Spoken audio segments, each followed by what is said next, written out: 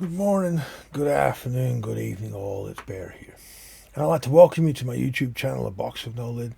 A channel I'm creating not just to bring the awareness around the reality trauma and complex trauma creates, and adoption and removal trauma, what it's like to come from a trauma base. But I really want to bring what I've learned through my own personal experiences and my many, many years as a practitioner and as an advocate, in the humble hope that I can help fill in some of the gaps and point out certain areas that are not seen in the hope that it creates the picture that is needed and the understanding that is needed, not only for the future of how children are removed and placed, but also for the recognition of what those of us that live with it need to be able to learn how to be part of this life and the world again in a way that is beneficial for all that are involved, to start to heal and bridge the gaps that are there that turn into chasms so easily and create such harm. Now, yes, this is the next video in the adoption series, and I'm still carrying forward with what the last few videos have been on around when we remove children, that creates a developmental step that is not understood, because a child has to learn how to be part of a non-biological family rather than the physical developing of their nervous system through exploring the world around them. We switch some steps around and the alteration it creates. I want to get into what touch means and how important physical interactions are in the reality of placement, and some of the complexities that lie within there, so to try to break down or to provide the resources to be able to interpret within your own circumstance what is going on and why. The complexity around healing removal trauma created by removing children and placing them in non-biological family is very complicated, and there's not a lot of literature out there.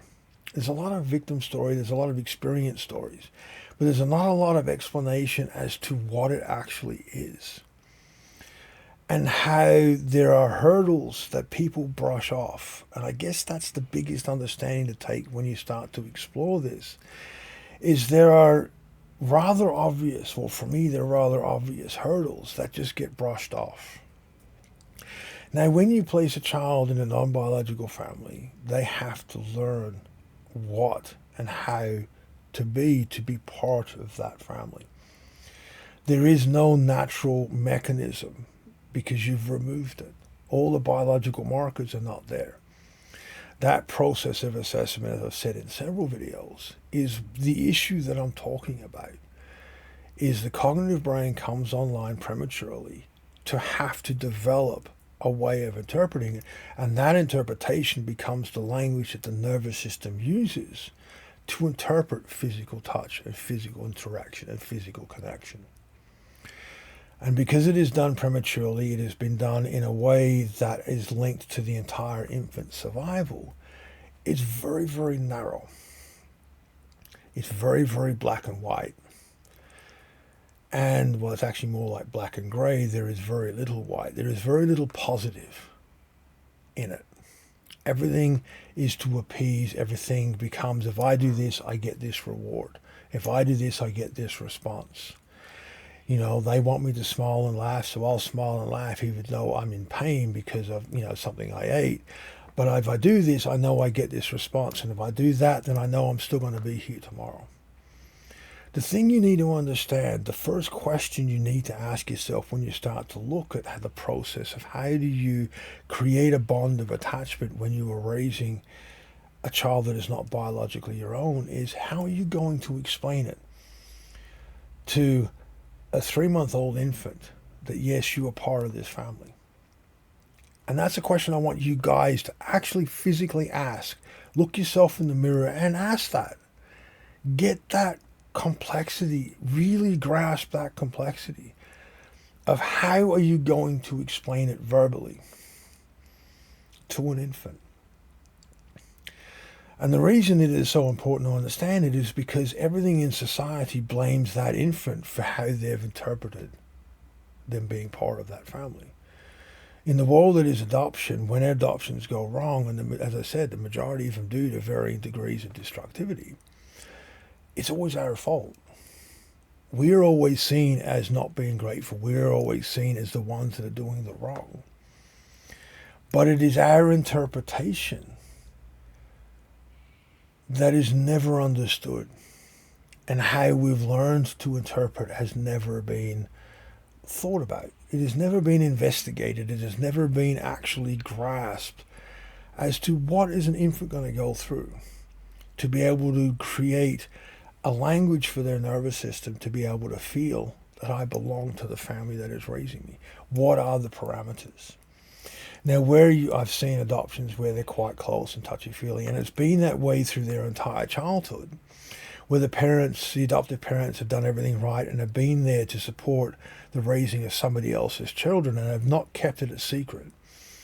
I've not pretended for a moment that those children's responsibility is to fulfill their needs. They get their needs fulfilled by the closeness that's generated by supporting those children to become part of something greater than themselves. The right way that adoption is supposed to be.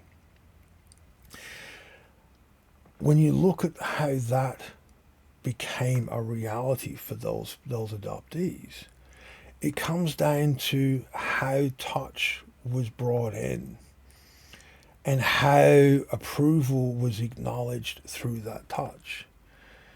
In our society, we are so trained that if we do something, there's a reward. It's a two-step process. I give, you to give.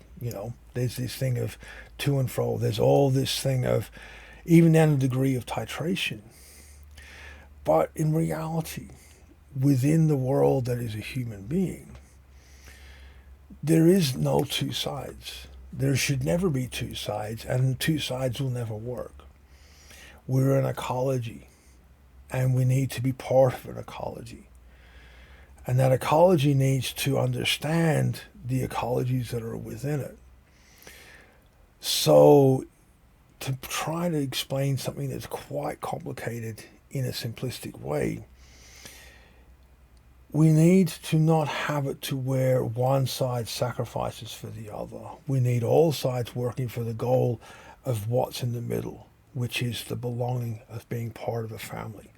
Not the adopted child has to do stuff to be part of my family. It's that I'm giving up my family to be part of this family coming together, created with that adopted child. And that adopted child is not going, well, you're the replacement for my biological. Is I know that there are circumstances that have harmed me, and I know I need to work through them on a daily basis to be able to heal that, but this is the support base that I belong to empower me to.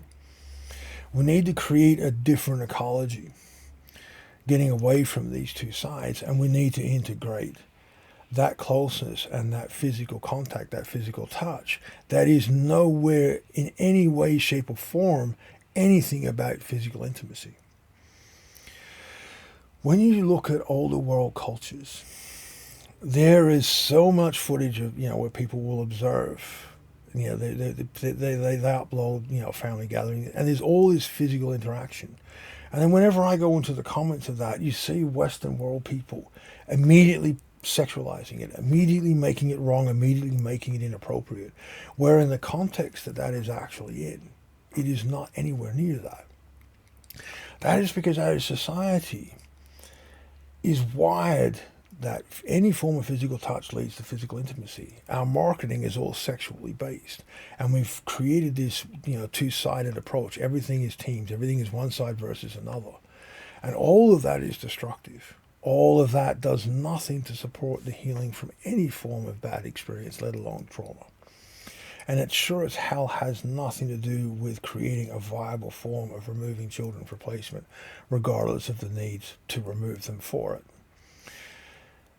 We need to really see that if we're ever going to start to create the understandings or the resources to be able to understand how to heal attachment trauma for a removed child, whether you're the one living it or you're the one supporting somebody that is.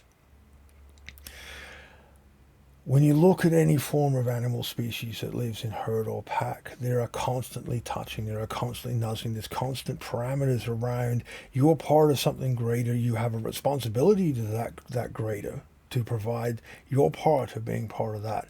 But you also gain from that the safety and the support that you need because you were part of something greater. It is not that I am here, you have to give. It's I give to support an ecology that gives to everyone, including me. We need to bring that understanding into how we engage in physical contact with those around us when we heal. As I said, I've seen adoptive families that have done everything right, and the adoptees in them are very, very, very happy, very productive, and very well-rounded people because they know they're safe, and their nervous system developed that through the constant physical interactions within that family, that constant reaffirming that they are part of something that sees them for them. They didn't have to become someone to be part of that family. That family saw them, created a family that was, we are raising somebody else's child. They are coming from a different base, but this is the ecology that supports them to grow, to become the person they choose and want to be. We can do that. If it can be done for some, it can be done for all. But we need to understand the steps that created it. And that's what I'm trying to convey in this video. Touch is extremely important in our world as human beings.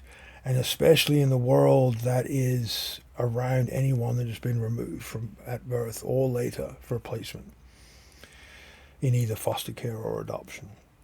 But it also needs to be in a non-pathway to physical intimacy way. The sexualization, that's a separate kettle of fish altogether. It just needs to be in the reaffirming and the simple reaffirming that you are part of something greater than yourself and we are there for you. But we also need you to be actively participating and part of this because I may need you to help me. And if we understand it in that context and we put the simple daily physical touch connections and so forth in that context, and we start to push out the over-sexualization of everything from our households and our homes by not supporting the marketing policies that's all they push, then we can start to see what is needed to actually heal the attachment and connection trauma created through removal. I really hope this video makes sense, and I love you guys' comments and feedback. Please be mindful, please be safe, and I'll see you all next time.